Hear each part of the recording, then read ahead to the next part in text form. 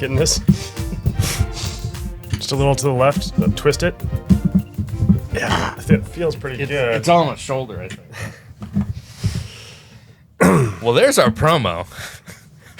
Welcome to the Video Reformation Podcast. I'm Ben Oliver. I'm Justin Plant. We're the co-founders of Storyboard Media and your guides to practicing effective video for business.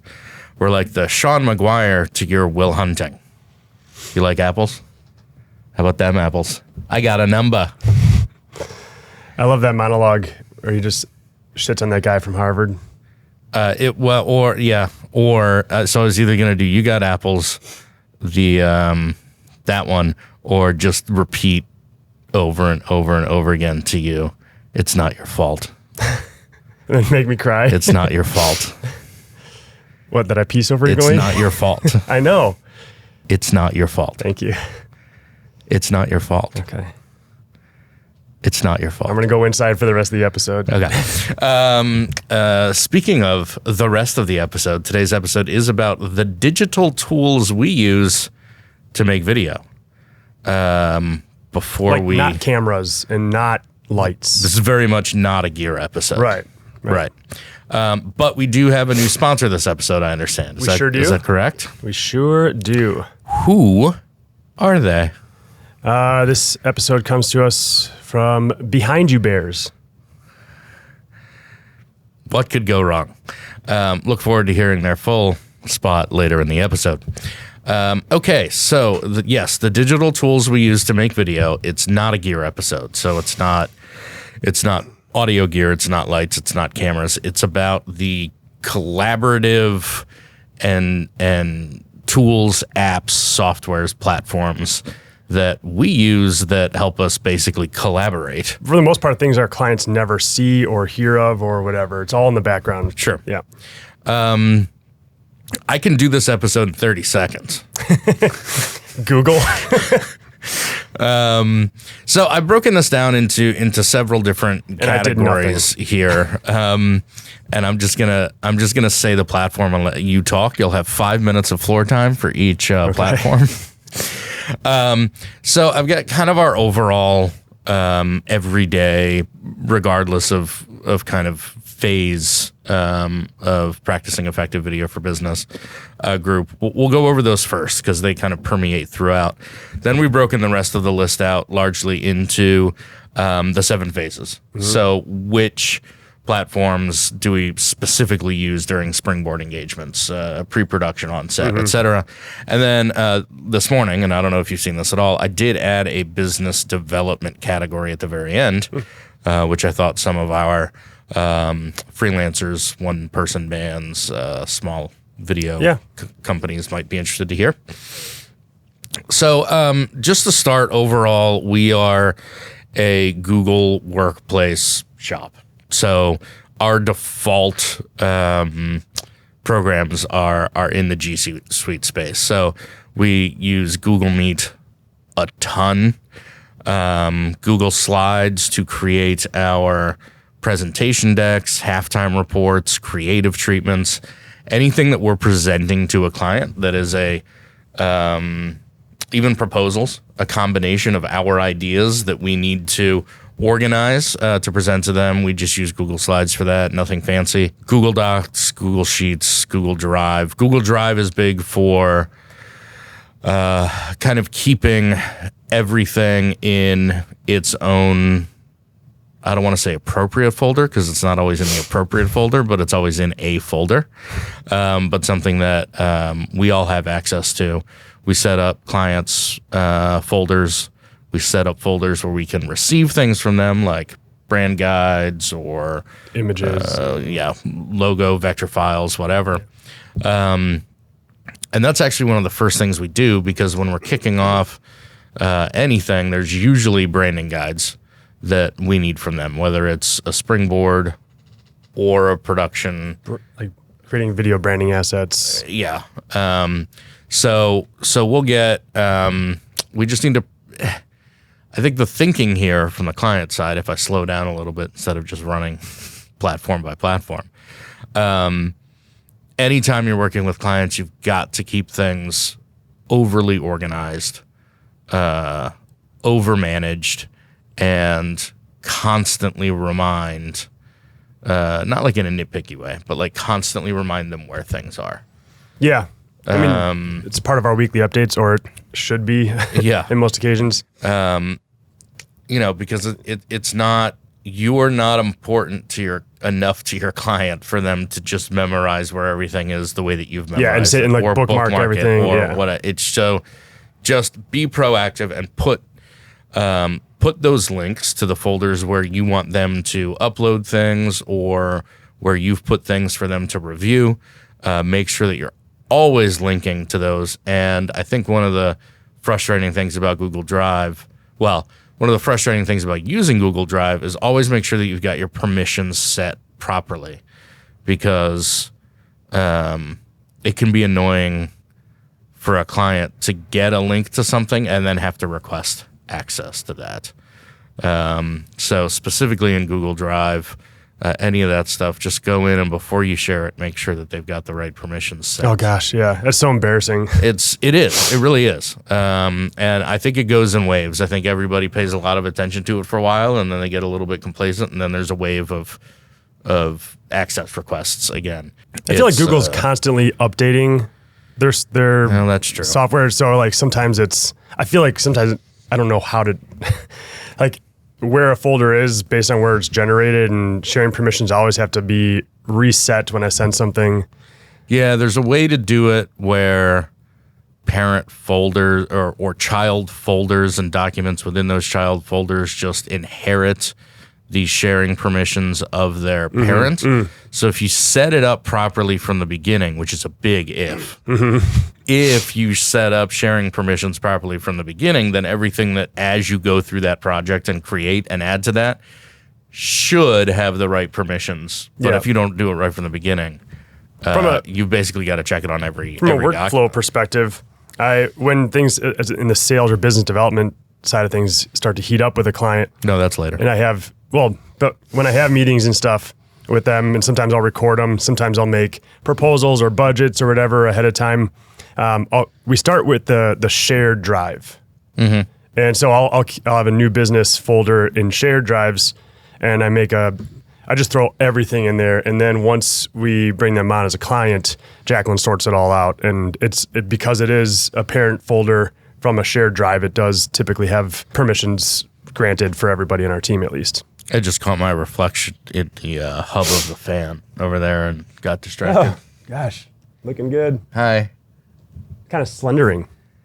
Doesn't feel like, really? For project management, I think is completely individual to the group that's using it.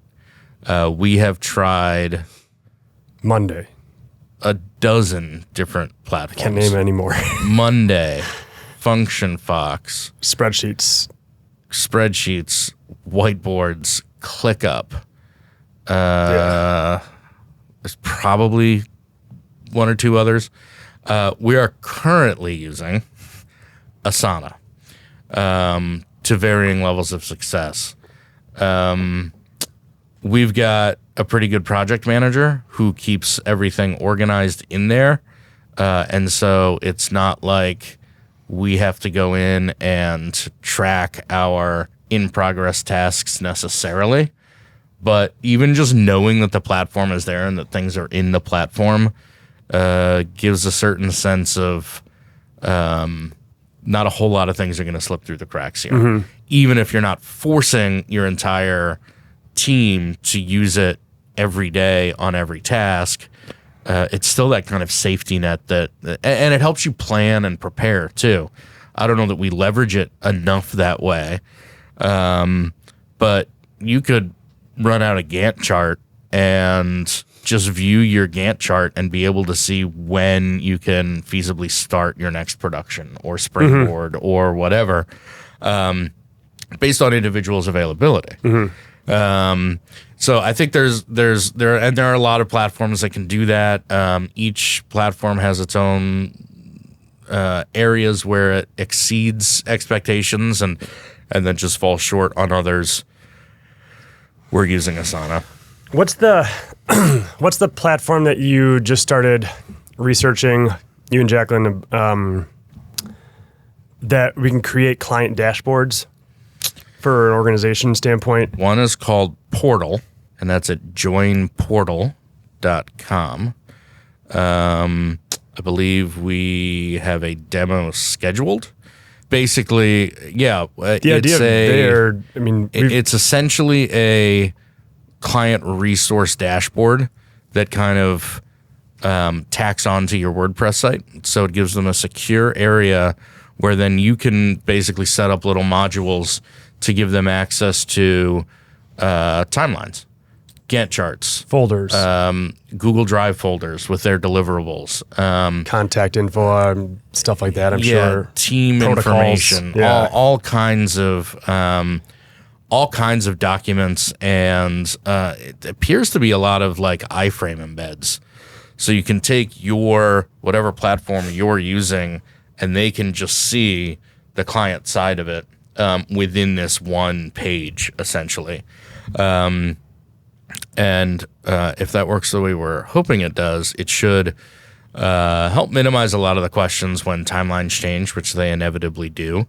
Because we do a weekly update with our clients every week, hence the name. And Jacqueline will send a video, trying to keep it interesting with a little trivia or jokes or something like that. But mostly it's there to keep everybody on the same page as to what's happened, what we still are waiting for from them, and what's happening next week. I'm always amazed at who responds to the trivia or the joke, which is at the end of her video, but then they have no idea what was reported in the video itself. I think another thing that we've learned in that too, so if we want to talk about platforms, that's just a Vidyard, what they used to call Go Video, but a Vidyard video recorded on a webcam, sent through their Gmail connection. And, not everybody wants to watch a 2-minute video with the updates on their projects. So you have to also put it in the text of the email. So if somebody just wants to skim, they can skim. But that's also where those links should go to, all of their previous deliverables, the current version of the timeline, anything that they may need to access, so that they only have to go back 1 week, or search from Jacqueline. And the portal then basically saves us from typing out that footer on every single email. Yes. And you just get to put access your dashboard here. Yeah. And we'll see if they actually do.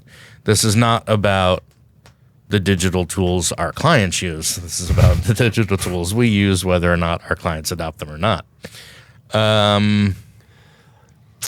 What else and then the big one. I honestly don't know how we would function if it were not for Slack. Well, we're already using the G Suite, and we'd probably use a mixture of G Chat and G String in lieu of Slack. Did you slip a G String in there? I was waiting for my moment. Okay. There's 57 episodes, and you finally found your G String moment. And even with the Google Workspace, because it's Google Workspace now, not G Suite. Oh, is that right? Even with the Google Workspace stuff, I remember when we started 7.5 years ago, whatever it was, and we used like Pages in iCloud to both be in a document at the same time, so that we didn't have to like sit at one desk and edit a script or a Adobe had some or anything. Script tools like that. Adobe Story was pretty cool. Yeah, but it was it's just funny to see how easy it is now. And I don't know, there are probably things that we find difficult now that in another 7 years we'll just take for granted Slack isn't that old, let's be honest. And Slack probably just saves our inboxes too. It would probably just be a ton of email communication. Okay, so those are kind of the everyday overall tools that we use. So let's take it stage by stage or step by step. Okay. Day by day, fresh start over. You know the song? Step by step? You never watched it? I watched With the Lamberts? I just don't recall the song. Did you want to ask me if there are any particular platforms that we use in the strategy? Yeah, so we're engagement? going with the 7 phases of practicing effective video: strategy, pre-production, production, post, distribution, promotion, analysis. So let's start with the most important, strategy. Okay. You lead a lot of our strategic engagements. True. So what sort of tools are you using on a daily basis or frequently enough to bring them up in this conversation? I think honestly the most important tool that we use in our strategic engagements is Calendly to get these stakeholders scheduled. These are busy people, right? These are board members, executives, higher level people who have an ownership stake in the success of the project. And so, yes, they are often very hard to track down, and they are also rarely part of the sales process, so they don't get the value of the conversation they're about to have with me. Right. They're being wrangled by a project manager or something at that point. Yeah. Yes. And so the easier we can make that is then whoever I'm... Our knees just touched. Our knees did just touch. You can probably see it on both of our faces. If we run it back slow-mo, there's just little micro expression like, do I go on? Or... anyway... Yeah. So whoever is working on the springboard with me, so whether it's Patrick or David or someone yet to be hired, we'll basically set up what do they call it? One of their calendar types where you basically check both people's calendars and only provide the client with times where both of us are available. And you can set all kinds of parameters like so right now it's a 45-minute conversation, but we don't let anybody book anything that doesn't have 15-minute buffer on the front end or the back end. Oftentimes that's because we go longer than 45 minutes, and at least it gives us a little bit of buffer, so we've kind of set an expectation. But then, because then the worst thing in the world right now is just back-to-back video conversations. So really it's there to just have a bit of a breather and be able to kind of prepare.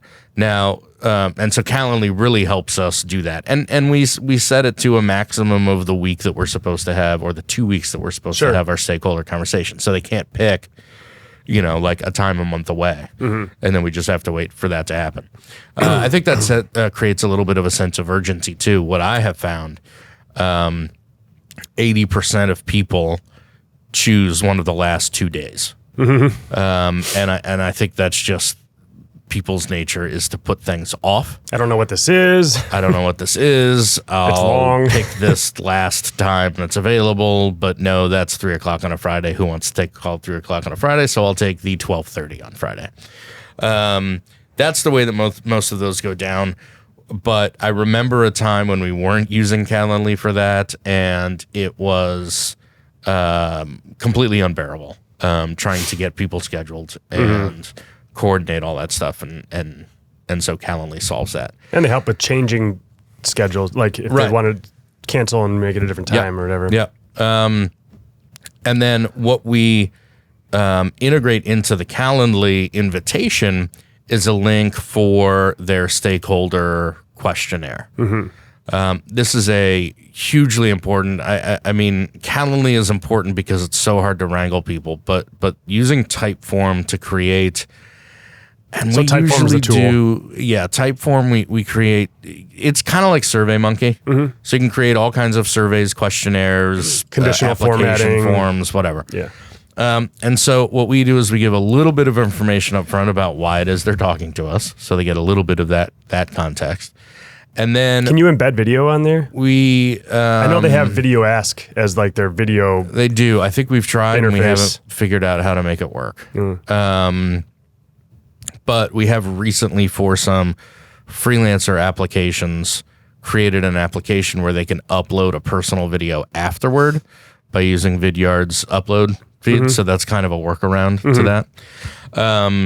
In any event, what we do is we create these 6 to 10 question surveys that are big picture about who they are and their role, what their responsibilities are, what their goals are, what the organization's goals are, who the audience, like what are your primary initiatives this year? What audiences are you speaking to in that? What's some of the key messaging? How do you differentiate yourself from the, so these super high custom, level, depending on who you're talking to, they're right? custom, but they're based on sales conversations and kind of the kickoff. So they do feel personalized to some extent, at least for the client. But at the same time, they always stay up at that top level where they give just enough context so that somebody can say, okay, I think I know what this conversation is going to be like. And 2, it gives us enough. Honestly, it helps us save 15 to 30 minutes per phone call. Yeah. Instead of going in cold and asking them these questions, because it helps us, and it takes 10 minutes before the call with them just to review their answers and go through and highlight some of the points that we want to take a deeper dive into. So we can gloss over, or we can skip over all that stuff that's kind of skimming the surface in the conversation. And in that 45 minutes that we have someone, we can really get down into, I was intrigued by this thing you said about this. Tell me more about that. You noted that so-and-so and so-and-so. That's very similar to what this other person said. Is that a company-wide kind of thing, or are you all just thinking the same? So it really gives the opportunity to warms up the convo, to get the information ahead of time, to be more efficient with those conversations, and to set an expectation on their side of what it is we're going to talk about. Yeah, smart. And I think that's it, honestly. For no whiteboarding tools for concepts. No, in fact, we found even more recently that it's just so important to be in the same room and use a real whiteboard. Use a real whiteboard. Yeah. It's because we've done a few over the last year where we have even internally kept it remote, and they just aren't as efficient as when we can sit in our conference room with a white. I mean, the whiteboard on the other side of that wall right now is full for one of our clients right now, and it just breaks down exactly what the roadmap is. And we've worked that all out on a whiteboard, and we just haven't found any digital tools that work for that. We've tried them. Yeah. We've tried Miro, which is a digital whiteboarding tool. That didn't really go anywhere. We've tried Google Jamboard. Jamboard, yeah. That wasn't great either. And that wasn't very good. I know there are other things out there, like some of these digital like physical whiteboards that cost $5,000 or whatever. We haven't tried that anything convert like that, to digital. Yeah. But we're able to find an hour here or there to be in a room together and whiteboard. So, I think that's it for strategy engagements. Moving on to pre-production. I'm gonna cover one of these first, and then you primarily use the others, or historically have used the others, so I want to let you talk about them. Kind of a spin-off for Google Docs. There is, Google, one of the great things about the Google Workspace and G Suite is that they've got a whole bunch of add-ons and extensions that people have made, like Chrome extensions. There's a Google Docs add-on called Screenplay Formatter that basically takes all of the traditional screenplay formatting rules and just lets you easily put in, a scene heading, a character name, dialogue, whatever. And so it formats all that stuff for you instead of otherwise having to go into Google Docs and tab over center in all caps and all that kind of stuff. It does it for you. So nice. Screenplay Formatter is a nice free add-on that really helps with Google Docs. Yep. But tell me about some of these others. I know that, especially with Studiobinder, that's something that that you've spent quite a bit of time in. What's going on in Studiobinder? Pre-production is, there's a couple things happening in concert. You've got creative happening. You've got, your writers writing. You've got your DPs out scouting locations and gaffers talking about lighting setups and stuff. All that stuff basically happens on paper or G Suite. So the other stuff that's happening during pre-production is producer activity. Studiobinder is a fantastic tool for organizing your shoots. They have the types of tools they have in there. We leverage maybe 10% of that platform. Right. There's a lot more you could be doing with it. To be honest, we just haven't explored it that often, and our shoots don't always fall into the same line. Like if we were always doing like narrative, like if we had like a weekly TV show, we'd probably use more of those features because it's the same thing and the same characters and whatnot, similar locations or whatever. For us, all that stuff is frequently different. So we use it for call sheets. I guess that's kind of it. It's kind of it.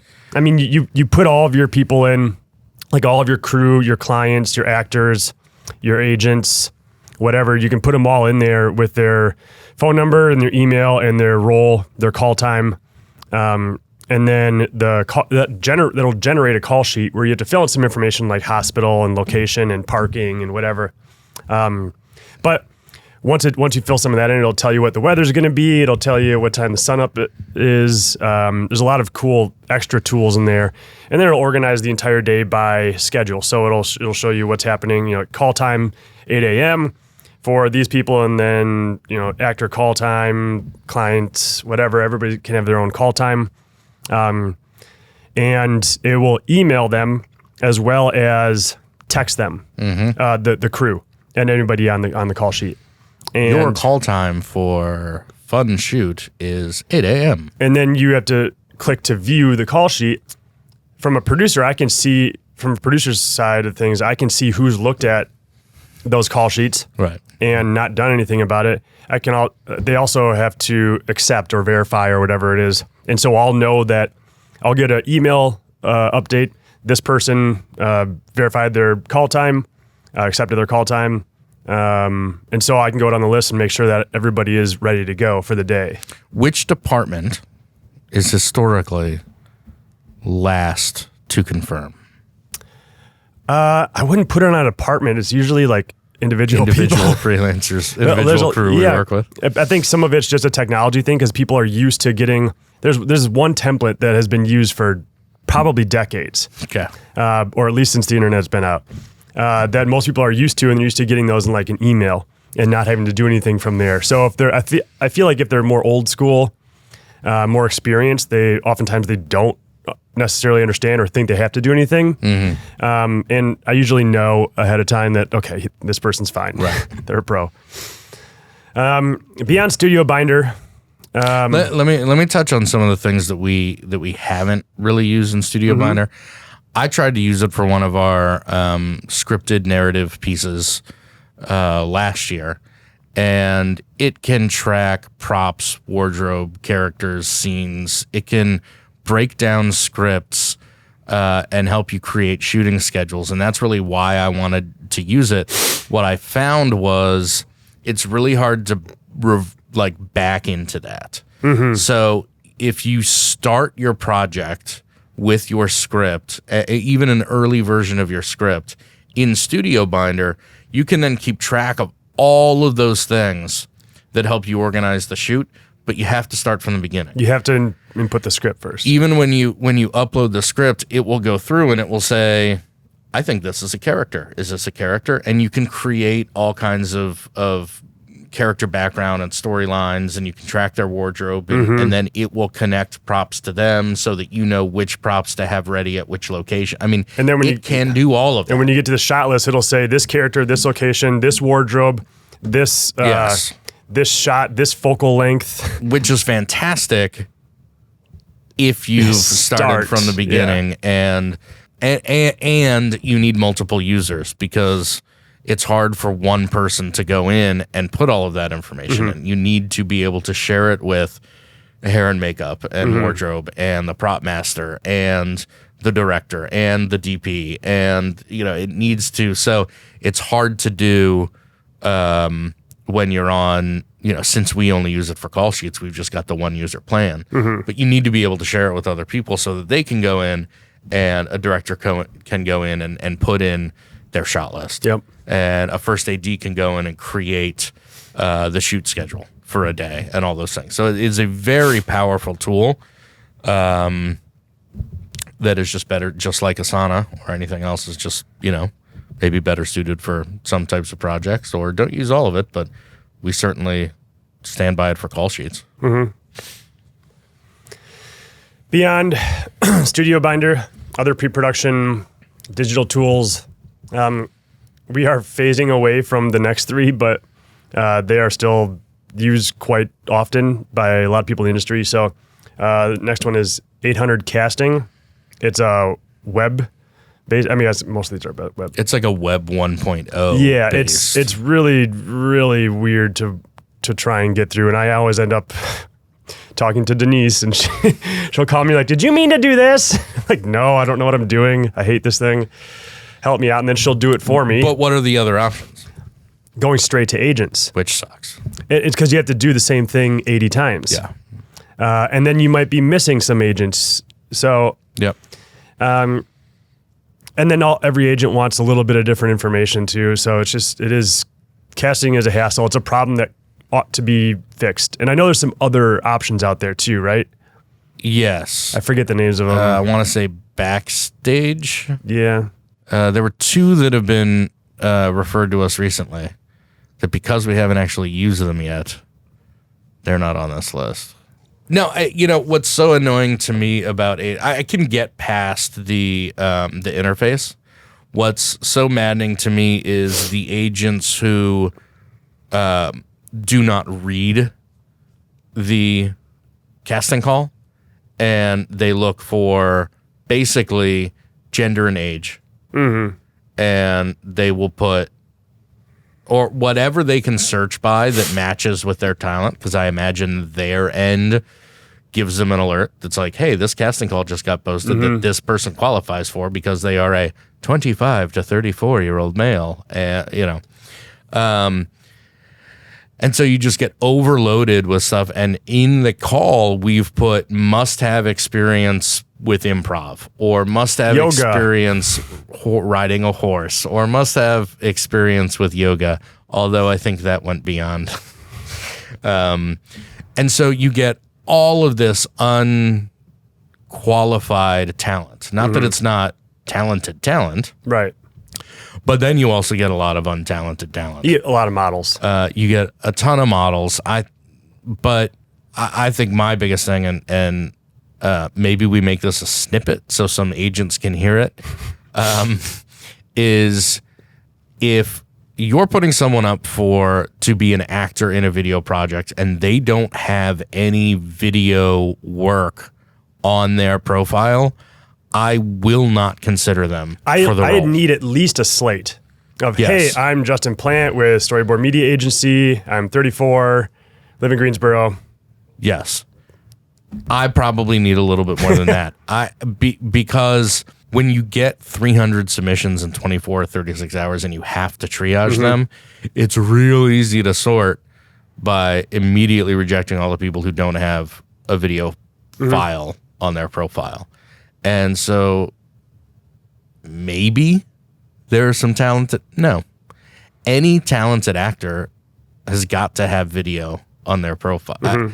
Maybe there are some that don't. But now that I'm saying it out loud, there probably aren't. So if your agent hasn't put video on your 800 Casting, because that's the thing too, is a lot of the agencies that have their own, what do they call them? Pick lists, lookbooks, whatever. A lot of them integrate with 800 Casting. So they actually require their talent to create an 800 Casting. So whether it's the agent who's not putting the video clips on, or you as the talent aren't putting the video clips on, I cannot consider you for a video project if I can't see what you're like on video. And I'm not going to see anything in a still image that makes me say, hey, she's an actor. She's an actor. End rant. Unless it's a headshot with one of those with the sticks, right? Right. Then you know they're an actor. Yeah. Kind of in the same vein, some other tools for voice actors specifically. We'll use voices.com or voice123, or is it voices? It's voice. Voice123. Oh, I thought we just used unsolicited inbound emails and contact forms from our website from VO actors, and that's how we sourced all our VO people. Yeah. Anyone else have that problem? Just the most unsolicited emails I think and if form media fill-outs we is get are from VO. media is in your URL, you will get voice actors submitting. Why is it only voice actors and not I have no idea. other? Like, I have no idea. I guess they don't have agents. Most of them don't. I have no idea. Voices, I think I've figured out how to use recently, largely due to a bad experience. Voice 123, I'm not going to as much anymore. There are a lot of other ones out there too. Sure. Voices.com, it appears that the pandemic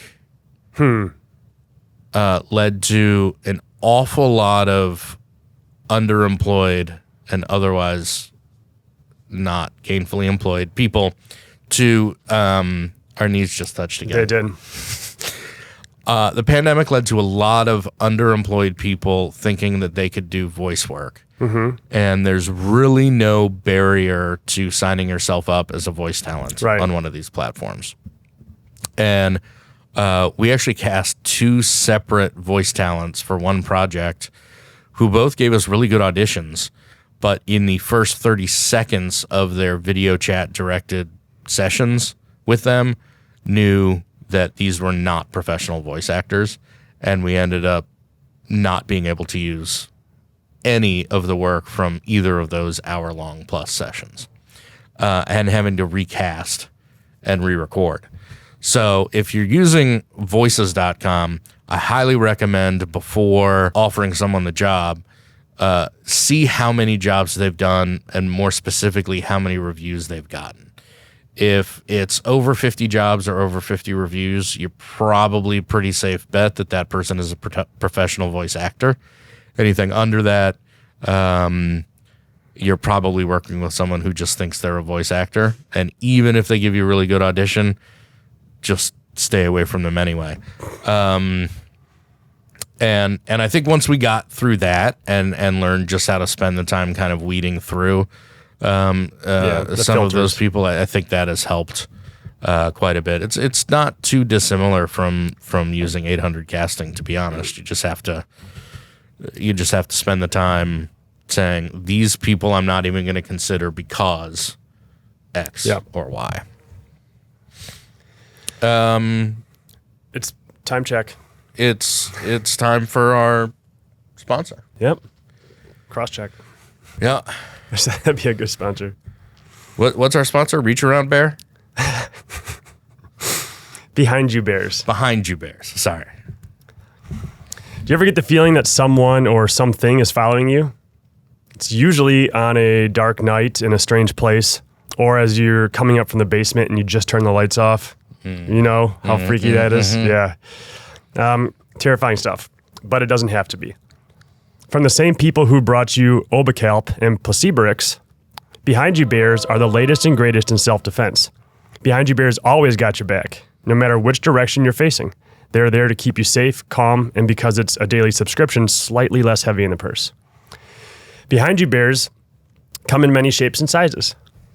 There are, of course, the grizzly, black, brown, and panda varieties, but even some more unexpected options like gummy, teddy, and then those ones that are filled with honey with the little hats. Oh, yeah. In fact, you can pretty much make up whatever kind of bear you like because, honestly, they're simply not real. But wouldn't you rather have a Behind You Bear than not? Behind You Bears, Yes. We're barely there. Yeah. The idea came from my son. He used to talk about a Behind You Bear all the time. Like, what? He's like, it's behind you. That's better. Yeah. That's good. It sucks because it's a daily subscription, though. It gets pretty expensive. What's the cost per day? It depends on the type of bear and like you can kind of dial up the ferociousness and the claws and stuff like that. Okay. So you can kind of build. It's like a no, can't say. They specifically said do not call it a Build-A-Bear. Okay. Well, then we won't. Yeah. All right. Excellent. I've heard they have an advanced plan where just based on how scared you feel, It just generates whatever the appropriate ferocity is. But that costs like the most. It's a lot. That's just and you know those honey bears with the little yellow hat on? Diabetic's best friend. Shall we move on to production? Let's do it. Good. I'm going to talk about one of these, and you're going to talk about the other. One of the apps that we use on set is a teleprompter app.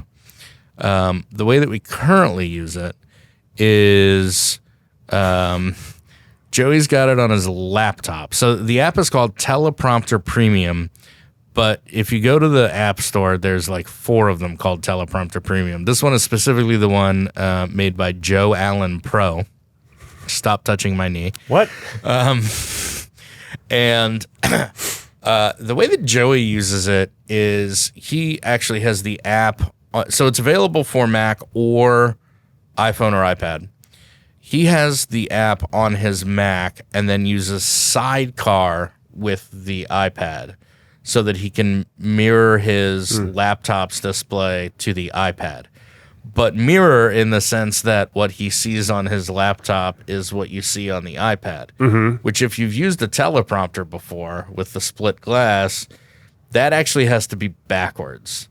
So, or mirrored, if you will. So what Joey is actually seeing on his laptop is also backwards.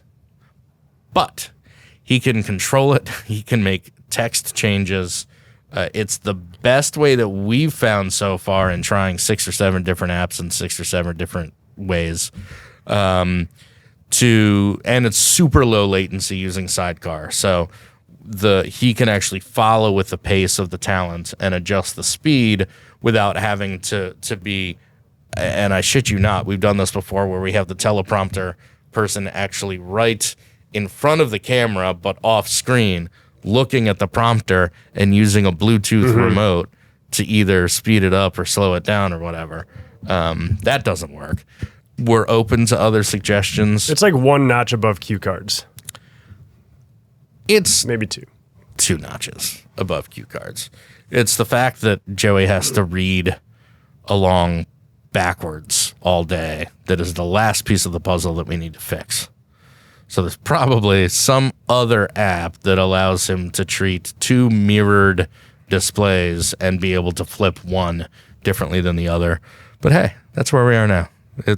We're imperfect people in an imperfect process. If nothing else, I think this episode is just shining a light onto all the opportunities for developers and whatnot to make video a more pleasant experience. And we maybe should have done 2 disclaimers up front. One, none of this is like we found the answer. This is literally like how we're cobbling it all tools together. we use, and we feel a little bit more confidence at episode 50, whatever we're on now, than we would have earlier. And 2, we are not compensated in any way if you go by any of these things. If we had more time and were smarter, maybe we'd set up some kind of affiliate program with some of these people, but we don't. So we receive 0 compensation for any of these ringing endorsements, except for Vidyard, which we haven't gotten to yet. The other one on production, it's kind of a link between production and post. It's called ShotPut Pro. I'm not going to pretend to know all the ins and outs of it, but basically it takes your media from whatever card it's on, SD card or HXD, whatever. We'll just dub over. And it will move it, poof, but a lot slower, to 2 separate drives. Quite quickly. Is it right? Oh, yeah. Oh, okay. So as I understand it, ShotPut Pro essentially allows you to like bit by bit clone the drive. So what we did on our last shoot, for example, is we would take the card from the camera, and during lunch, we'd run it through ShotPut Pro, and it would dump out on 2 SSDs. One for us, one for our editor that we shipped, and they were exact duplicates, and there's all kinds of file processing stuff. And okay, so let's talk a little bit about the tools we use in post. Is it? I don't use any. Right. No, you use Frame.io. It's true. It's on the next page. Yeah. So we're an Adobe Creative Suite company. So most of our editing is done on Premiere Pro. Any advanced audio work is done in Audition. MoGraph and stuff is almost entirely done in After Effects. We're rarely working on anything that uses, Cinema 4D or any of those things. Occasionally and a little bit more often, especially since we own all of these Blackmagic cameras, we'll use DaVinci, be it for editing or coloring. I know Patrick has talked in recent months about how he's really made the shift from just coloring in DaVinci to now editing in DaVinci too, because even though he's a little bit slower in it, the round tripping, taking out the round trip from Premiere to DaVinci and back, he just now edits in DaVinci. Which is part of the reason why color is after final approval. Yes. And then they show the CEO, and then the CEO says change everything. Yeah. So you do it all over again. And then I get there's an episode topic in there. It's not quite how to be a good client, but almost like what to expect as a client. Skip the render. Maybe we should do an episode on phase by phase, what to expect as a client, or from a post. Well, I was thinking phase by phase, just what to. Sure. I don't know. Someone make a note. Yeah, I mean anything. We're glossing over them, but Premiere Pro, Audition, After Effects, DaVinci. Again, it's not a gear episode, so I feel like that starts to get into the gear bit a little bit. But the one I really want to talk about is Frame.io. Yeah, this is a great collaborative tool for editors and producers and clients and creative directors and basically anybody involved in how this how the picture turns out. Frame.io is a great tool for that. So it'll put you can upload your video as you would in like a YouTube situation. It doesn't have to be a super high quality thing, but upload your video, and there's a couple different ways you can use this. For starters, just for the first edit, we'll upload it, and it has every single frame in there, so you can move the playhead basically to any frame you want and leave a comment. And so that will be time-stamped. You can even select a range. Yep, you can select a range as well. So if you wanted to pick 3 lines to take out, you could set that in point and that out point and just make a note that says remove. And then you can circle, you can color on it and like draw a little arrow towards something like, hey, I can see your reflection here. Or move this title down to here. You can basically write or color or highlight anything on that screen, and that will timestamp it as well. Attach a comment to that annotation. And from that, let's just say we're still in the first round, the editor can then export all of those timestamps and comments and basically use that as a checklist as he or she is going through the second version of the edit. I think that's a huge point. So even if we're just on an internal round with one of our maybe remote editors before it goes to a client, one of the other things that I like about it is that so everybody's got their own user, so everybody's identified as making this note, but it's got a like feature with a thumbs up, and it's also got a reply feature. Oh, for each comment. So for each comment, you can go in, and it's got an assign or tag someone feature. So just yesterday, I was our editor did something differently than I expected them to based on the script, and I thought, well, maybe I just made a false assumption. So I was able to tag David and say, David, is the intent for the CTA to follow an animated logo sting outro, or are we going straight from the last line to this CTA? And we were able to have that conversation within Frame.io, which I'm sure our editor hated. But we were able to keep that conversation there so that we've got a record of it and we could eventually make a call, and then that's logged there in Frame.io. But the point that you just made that's huge is that whether they export it, so they can export an XML file that gives them all the timestamps of those notes, which is only problematic when you start working on the first note and it changes the time, because then all of the other notes are off time. But that's just something you learn by working with it. But at the very least, it gives the editor a list of all of the changes that they were supposed to make, instead of just basing it on a phone call and some written notes or an email or whatever. General points. So it gives them an opportunity, wink, wink, as an editor, before sending it back to either the client or for the in-house review, an opportunity to check and make sure that they addressed each note. Yep. But that reply function also allows them to ask any questions. And if there are any questions, then of course you can just hop on a quick phone call, video chat, whatever, because oftentimes it is easier just to talk through something. Yeah. But if you can get 90% of your notes down and then talk about, the detail of a couple things, that's still worth the organizational value of sharing feedback. Client tip: have your clients assign one person to put the actual feedback into Frame.io. Why don't you want 3 clients putting in their feedback? Because you may get 3 different notes on the same thing, and then you don't know what to do. So, so it's not just a copying and pasting responsibility.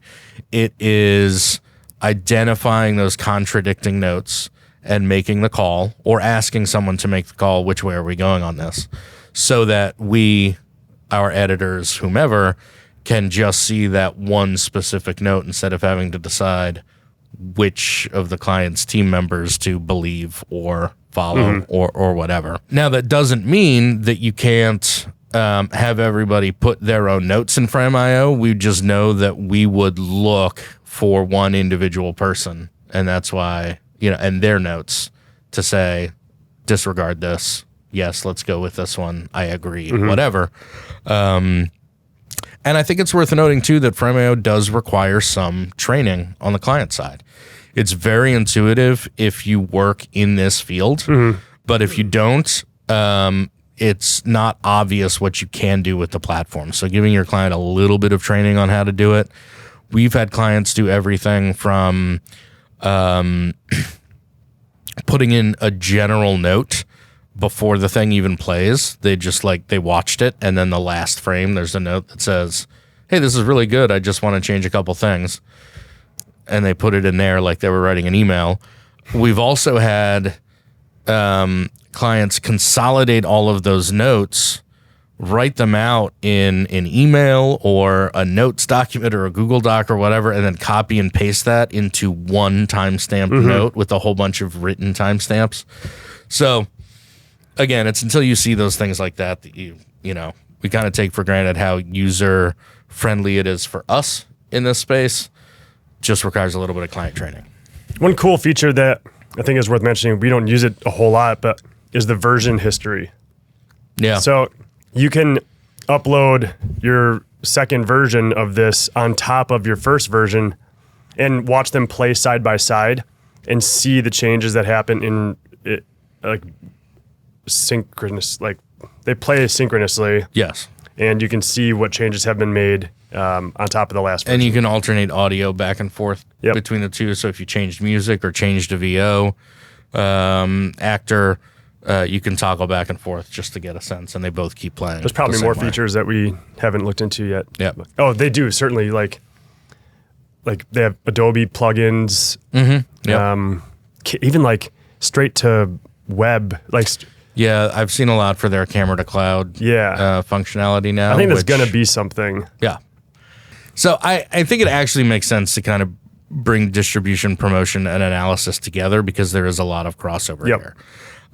Specifically on the distribution side and on the analysis side, we're relying very heavily on our hosting platform. Now, in terms of the tools that we use, we are Vidyard clients. We are former Wistia clients, but we manage certain clients' accounts in Wistia. I think we even manage a Vimeo account or two for our clients. We have admin access to several of our clients' YouTube accounts. Again, that just helps. What I like about that most is Well, there's two things. One is you can get into the analytics and you can access all of that without having the client have to like create reports for you. So we can just log in and see that stuff. So what I like about having access to this from a client delivery standpoint is that instead of just uploading to Google Drive and letting them like download it and upload it to the right platform, we can actually log into that platform and upload it for them. Oftentimes what we're doing is writing the descriptions that are keyword optimized, picking the tags. We've got a custom thumbnail, creating calls to action within the players, those kinds of things. It is just so much easier if we've got the access to do that. And then we say, hey, everything's up. Here's your embed. Here's your web version. Here's your whatever. We'll publish to YouTube and yeah. But it's done. Speaking of titles, tags, and descriptions, sometimes for us that starts to get into promotion because you're targeting specific people and specific things that people are searching for.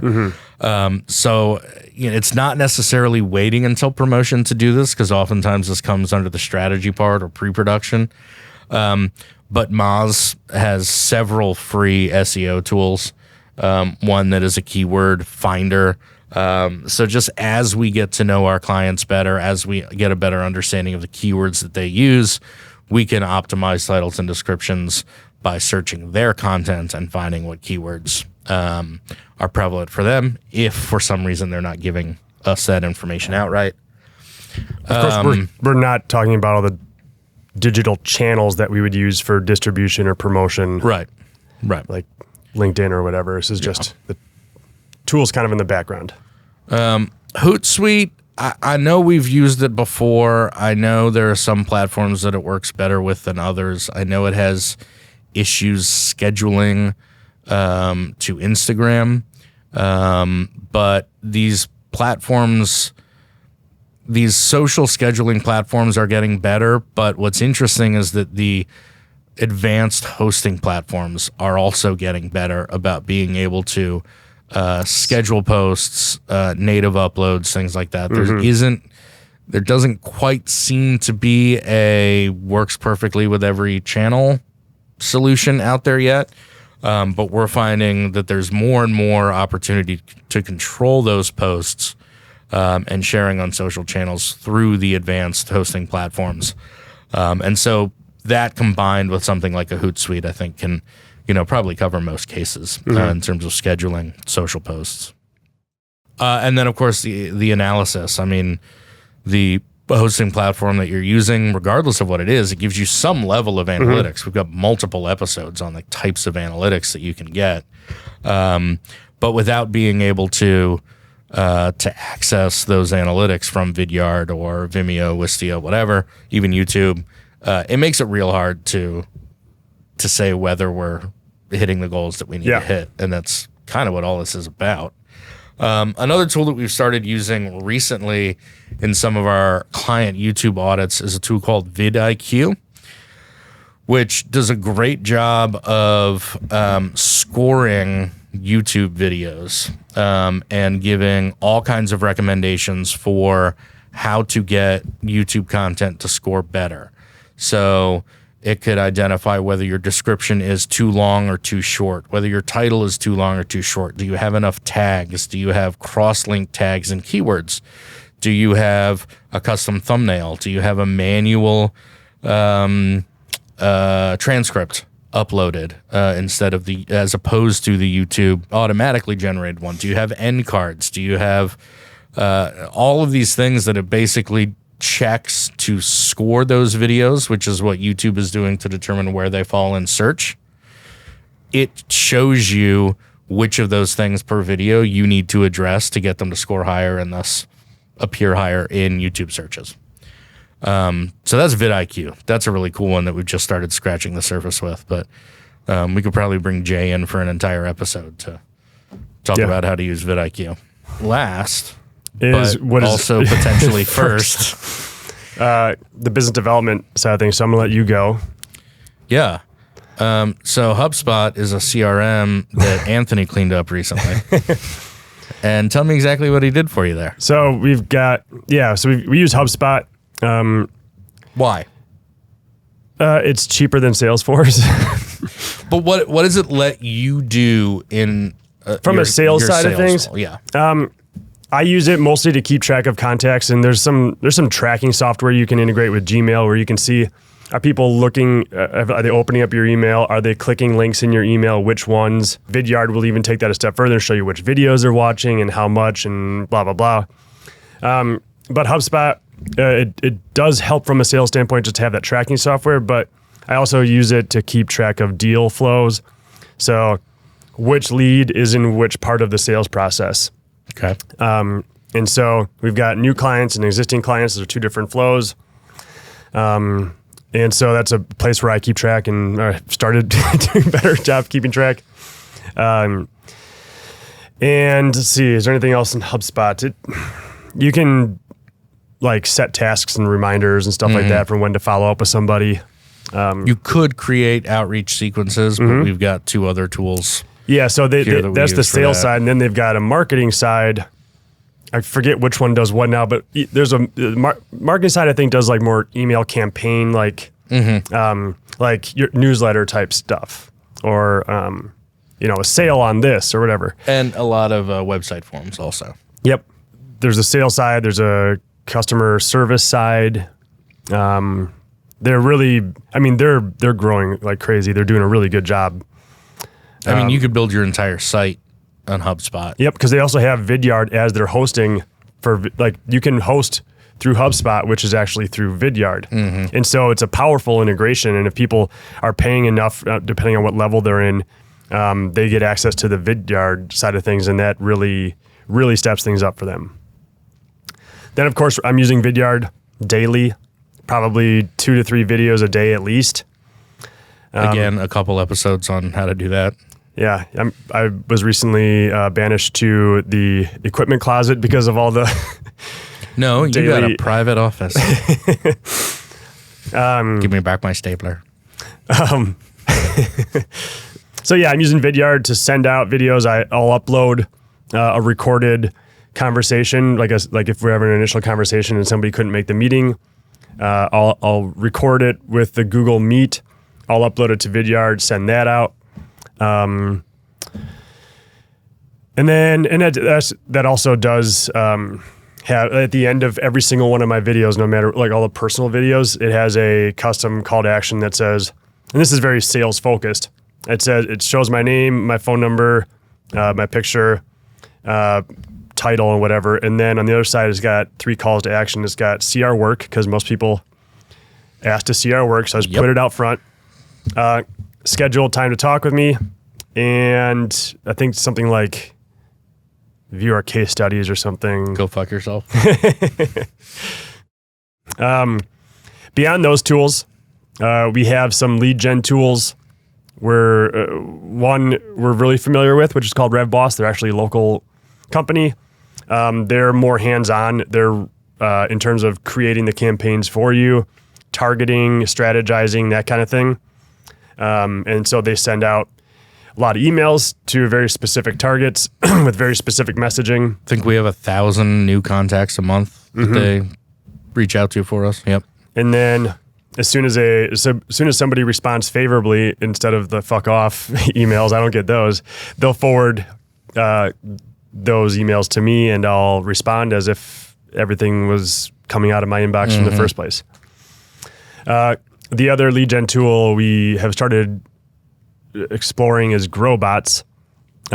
It's a lot more hands-on from my perspective. I have to go in every day, or as often as I want, I suppose, but we get 1,000 messages per month, 1,000 contacts. So that one's also 1,000. You can get very granular in this, as opposed to where like RevBoss is just sending out the same thing to everybody or to targeted individuals, whatever. GrowBots, I can go in and change a little bit of wording to this one contact. Or I can say, no, don't send it to that person, send it to this person. I can pick the titles. So I do a lot more of the targeting on a daily basis. So we're kind of just using it to explore potentially some new areas like hardware or medical devices or pharma or whatever. Right. I think that's important because RevBoss, we know, is targeting a very specific market. and GrowBots, we're staying away from that market so that we're not duplicating any messages, because I imagine there's crossover in targets they're going to find. But ultimately, the plan here is that after 3 or 6 months, whatever, we get to put the two side by side and see whether the more automated hands-off approach or whether the hands-on approach yields ultimately better leads, more leads, whatever. Right signature. It's the last one on our list. Yes. Yeah. I didn't see this list until this morning. The thing about right signature is every time that we've sent a PDF for someone to sign as an attachment to an email, I started the sentence wrong. 80% of the time, 70% of the time that we send a PDF, there's some kind of follow-up that we need to do about, hey, just wanted to see if you have any questions about that contract. And it's a small sample size, maybe it's a coincidence, but every time we send one through right signature or send a follow-up through right signature, it's like within an hour, it's signed. It removes barriers to signing an agreement. It's silly because you could be talking about a $100,000 contract, and the fact that they don't have to like print it out, sign it, scan it, and email it back can literally be, and all they have to do is just click the little sign flag, do a digital signature, and click submit. That gets us a whole lot closer to our money, and it's silly that sometimes it's just that extra couple little steps, but it's the world we live in. It pays for itself because it's stupid, it's silly. I don't think it is. I think it's removing barriers to getting deals. Yeah. It's and there's nothing silly about that. No, there's nothing silly about that. It's silly that what keeps people from signing contracts like that is the fact, I got to print it out, I got to sign it, I got to scan it. Yeah. I don't know that we have a scanner. No, but we have Adobe Sign, like Adobe Acrobat, where we can sign. It's a digital way of. There are digital ways of doing it. A lot of people don't. Anyway, maybe have that software. Right signature. Have we forgotten any digital tools like our fingers that we use? Oh yeah, for the nose picking department. Do we have one of those? Yeah, it's in the equipment closet as well. You mean your office? Yeah. Got it. Should we hear from our sponsor again? Yes. I see that. Well, I can see that you've already subscribed to Build-A-Bear. Behind You Bears. How do you know about my Build-A-Bear subscription? Yeah, but if I turn around, I can't see it because it's always behind me, right? Supposedly. I don't see anything there. There's a bear skull. So you got the skeleton version. Do you ever get the feeling that someone or something is following you? Yes. It's usually on a dark night in a strange place, or as you're coming up from the basement and you just turned off the lights. Terrifying stuff, but it doesn't have to be. What? From the same people who brought you Obacalp and Placebrix. Behind You Bears are the latest and greatest in self-defense. Behind You Bears always got your back, no matter which direction you are facing. They're there to keep you safe, calm, and because it's a daily subscription, slightly less heavy in the purse. Behind You Bears come in many shapes and sizes. There are, of course, the grizzly, black, brown, and panda varieties. Sure. But even some more unexpected options like gummy, teddy, and those ones that are filled with honey and have the funny hats. Yummy. In fact, you can pretty much make up whatever kind of bear you like because honestly, they're simply not real. But wouldn't you rather have a Behind You Bear behind you than not? Yes. Behind You Bears, we're barely there. All right. Real quick recap of this episode. Today we've been talking about the digital tools that we use to make video, including, but not limited to, Google Meet, Google Slides, Google Docs, Google Sheets, Google Drive, Asana, Slack, Typeform, Calendly, Studiobinder, Screenplay Formatter, an add-on for Google Docs, 800casting, Voices.com, Voice123.com, Shotput Pro, Teleprompter Premium by Joe Allen Pro, Premiere Pro, Audition, After Effects, DaVinci, Frame.io, Vidyard, Wistia, YouTube, Moz SEO, Hootsuite, Vidyard, Wistia, YouTube, vidIQ, HubSpot, Vidyard, RevBoss, GrowBots, and Right Signature. I suppose one or two that I might add on the business development side, when we didn't have RevBoss or GrowBots. Bank of America Mobile Deposit. Yeah. Hunter.io. And I think there was another one that kind of helped find people's email addresses. What about Crunchbase? Oh, I do use Crunchbase quite a bit. Yeah. And that's not, it's more of an information tool than anything, but it helps. Should I do listing in there? No. All right. Well, I think that does it for this episode of the Video Reformation Podcast. We appreciate you watching or listening. As always, don't subscribe, follow. It's a psychological trick. Okay. Then don't do those things. Don't listen ever again. Nope. Don't ever download an episode. On many platforms. On everywhere or anywhere you get your podcasts. Come on, we need some real sponsors. Yes. Come on, monetization.